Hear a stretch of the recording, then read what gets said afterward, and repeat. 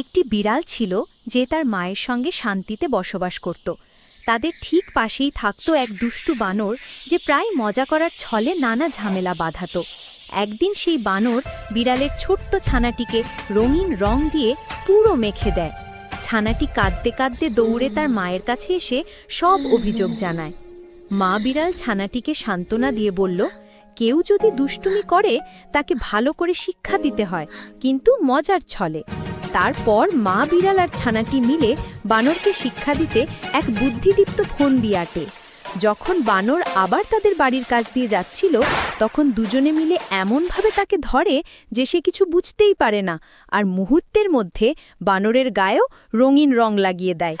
রঙে ভরা বানরটি প্রথমে অবাক হয়ে যায়, তারপর নিজেই হেসে গড়িয়ে পড়ে। শেষে তিনজনেই হেসে খেলে একসাথে সময় কাটাতে থাকে। দুষ্টুমি ভুলে তারা বন্ধু হয়ে যায়, আর বিড়াল ও তার মা খুব মজা পায়।